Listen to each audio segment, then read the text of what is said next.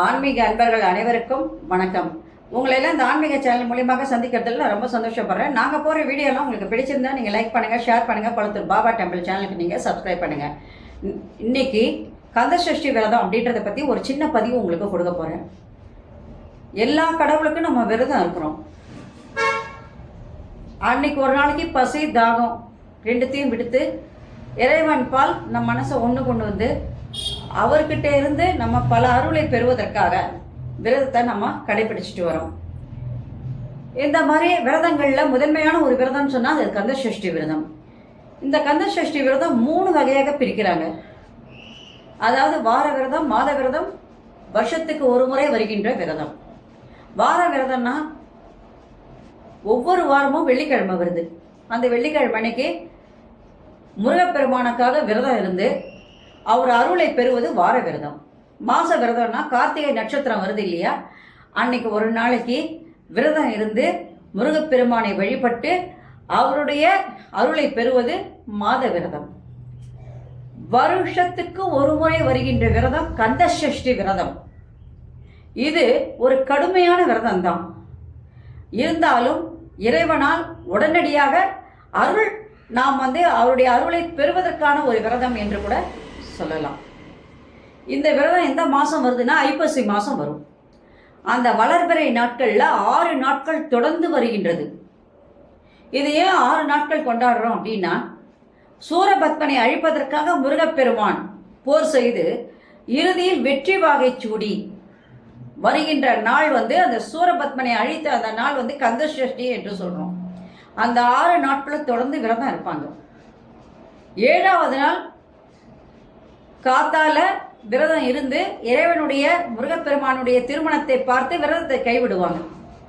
அப்போ அந்த 7 நாட்கள் சொல்லும்போது அந்த 6 நாட்கள் தொடர்ந்து விரதம் இருக்கிறோம் இல்லையா, அந்த 6 நாட்கள் விரதம் இருப்பது கந்தசஷ்டி விரதம்.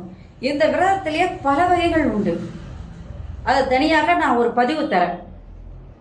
ஆனால் இந்த விரதத்துக்கு எப்படின்னா முழு பலன் உண்டு. முருகப்பெருமான் உடனடியாக பலன் தரக்கூடியவர். பக்தர்கள் அனைவருக்கும் ஒரு கண்கண்ட தெய்வமாக இருக்கின்றவர் அந்த முருகப்பெருமான். கலியுக தெய்வம் அவர். பக்தர்களுக்கு அருள் தரக்கூடியவர். அப்படிப்பட்ட அந்த முருகப்பெருமானுக்கு நாம் விரதம் இருந்து வழிபட நாம் என்ன கேட்கிறோமோ அந்த வரங்களை உடனடியாக நமக்கு அருள் பாலிக்கின்றார். இந்த விரதம் இந்த வருஷம் எந்த நாளில் வருது அப்படின்னு பார்த்தீங்கன்னா 22/10/2025 புதன்கிழமை அன்று இந்த கந்தசஷ்டி விரதம் ஆரம்பிக்கிறது. சூர சம்ஹாரம் சொல்றோம் இல்லையா, அந்த சூர சம்ஹாரம் 27/10/2025 திங்கட்கிழமை அன்று சூரபத்மனை அழித்த நாள். அதனால் சூரசம்ஹார நாள், கந்தசஷ்டி நாள். 28/10/2025 அடுத்த நாள் காத்தால முருகனுக்கு திருக்கல்யாணம். அந்த திருக்கல்யாணத்தை பார்த்ததுக்கு அப்புறம் தான் பக்தர்கள் அந்த விரதத்தை கைவிடுவாங்க. அந்த மாதிரி அந்த பக்தர்கள் இறைவனோடு ஒன்று சேர்கின்ற அந்த நாள் மிகவும் புண்ணியமான ஒரு நாள். அந்த நாட்களை எப்போ வரும்னு காத்திருந்தோம். அந்த ஒரு வருஷத்துல அந்த நாட்கள், அந்த 6 நாட்களும் இறைவனோடு ஒன்று சேர்ந்து அவருடைய கோயில்களுக்கு சென்று இறைவனை வழிபட்டு விரதம் இருந்து அந்த விரதத்தை வெற்றிகரமாக முடித்து இறைவனுடைய அருளை பெற்று வரும் பக்தர்கள் எண்ணற்றோர். அதனால இந்த கந்தசஷ்டி விரதம் இந்த வருஷம் எந்த நாளில் வருதுன்னு நீங்கள் பார்த்துட்டீங்க.